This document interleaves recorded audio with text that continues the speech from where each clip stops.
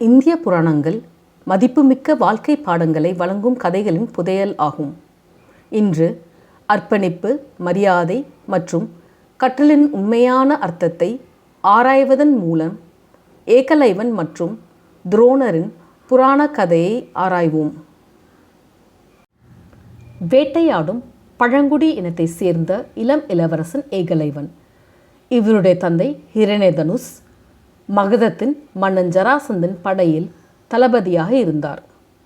சில ஆதாரங்களின்படி ஏகலைவன் ஒரு அரச குடும்பத்தில் பிறந்தான் என்றும் அவனது தந்தை தேவசர்வா வாசுதேவரின் சகோதரர் ஸ்ரீ கிருஷ்ணரின் தந்தையின் சகோதரர் என்றும் நம்பப்படுகிறது.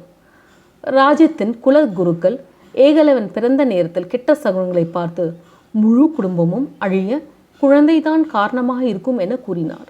அதனால் பிறந்தவுடன் ஏகலைவன் காட்டில் விடப்பட்டான் என்றும் குழந்தைகள் இல்லாத நிஷாத் குலத்தின் ஹிரண்யதனுஷால் கண்டு எடுக்கப்பட்டு வளர்க்கப்பட்டான் என்றும் நம்பப்படுகிறது. ஒரு திறமையான வில்லாளி ஆக வேண்டும் என்பதே ஏகலைவனின் கனவு. புகழ்பெற்ற போர் வீரரும் வில்வித்தை ஆசிரியருமான துரோணாச்சாரியர் இடம் வில்வித்தை கற்க வேண்டும் என்று அவரை அணுகினான். அச்சமயம் துரோணாச்சாரியர் பாண்டவர்கள் மற்றும் கௌரவர்களுக்கு போர் தொடர்பான அனைத்து கலைகளையும் கற்பித்தார். அவரது போதனைகள் அவரது சீடர்கள் அனைவரையும் போர் தொடர்பான அனைத்து கலைகளிலும் தேர்ச்சி பெற்றவர்கள் ஆக்கியது. துரோணாச்சாரியர் அரச குருவானதால் ராஜ்யத்தின் இளவரசர்களை தவிர வேறு யாருக்கும் பயிற்சி அளிக்க மறுத்துவிட்டார். மனம் தளராத ஏகலைவன் துரோணரின் களிமண் சிலையை உருவாக்கி அவரது ஒவ்வொரு அசைவையும் பிரதிபலித்து அசைக்க முடியாத அர்ப்பணிப்புடன் வில்வித்தை பயிற்சியை மேற்கொண்டான். முறையான பயிற்சி மறுக்கப்பட்ட போதிலும் ஏகலைவனின் வில்வித்தை மீதான ஆர்வம் அவனது சுய ஊக்கத்தை தூண்டியது. அவன் விடாமுயற்சியுடன் பயிற்சி செய்தான். ஆச்சரியப்படும் விதமாக துரோணாச்சாரியரின் மிகவும் விருப்பமான மற்றும் திறமையான மாணவரான அர்ஜுனனுக்கு நிகரான திறமையை அவன் அடைந்தான். ஒரு முறை ஒரு காட்டு நாய் மிகவும் ஆவேசமாக குரைத்தது. அது ஏகலைவனின் பயிற்சிக்கு இடையூறாக இருந்தது. நாயின் குரைப்பை அடக்க நாயை காயப்படுத்தாமல் வேகமாக அடுத்தடுத்து 7 அம்புகளால் நாயின் வாயை நிரப்பினான்.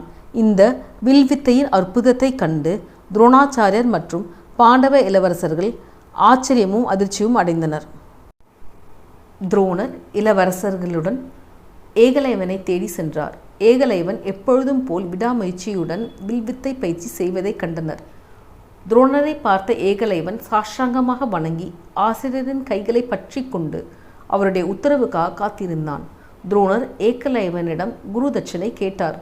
ஒரு மாணவர் தனது பயிற்சி முடிந்ததும் தனது ஆசிரியருக்கு கடன்பட்டவர் ஆவார். தாங்கள் எது கேட்டாலும் தருகிறேன் என்று ஏகலைவன் பதிலளித்தான். துரோணர் ஏகலைவனின் வலது கட்டை விரலை கேட்டார்.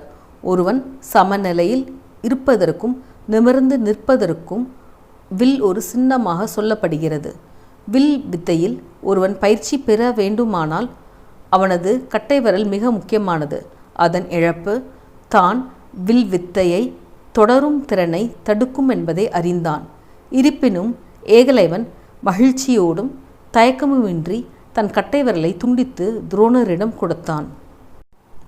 குரு பாராபட்சமாக இருப்பதாக தோன்றுகிறது. ஆனால் அவர் ஏகலைவனை உயர்த்தினார் மற்றும் அவரது தர்மத்தை காப்பாற்றினார். நாட்டின் சட்டத்தை பேணுவதே அவரது கடமை. அதாவது இளவரசரை விட சிறந்தவர்கள் யாரும் இருக்கக்கூடாது. ஏகலைவன் மிகவும் திறமையானவன் என்று கண்ட துரோணாச்சாரியார் கட்டை விரல் இல்லாமல் வில்வித்தையில் தேர்ச்சி பெற ஏகலைவனை ஆசிர்வதித்தார். தனக்கு குறைபாடு இருந்த போதிலும் ஏகலைவன் தொடர்ந்து வில்வித்தை பயிற்சி செய்தான். எப்படி அவனால் முடிந்தது? அர்ப்பணிப்புடன் செயல்பட்டால் சாதிக்க முடியும். பயிற்சியின் மூலம் ஏகலைவன் தனது ஆள்காட்டி மற்றும் நடுவிரலால் அம்புகளை ஏய முடிந்தது. மேலும் அவர் முன்பை விட சிறந்த வில்லாளியாக ஆனான்.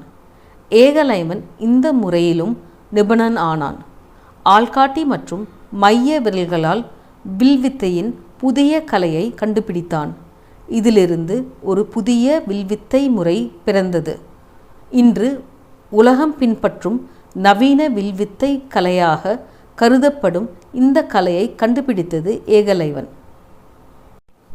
பிற்காலத்தில் ஜராசந்தன் படையில் ஏகலைவன் ஒரு முக்கியமான போர் வீரனாக பணியாற்றினான்.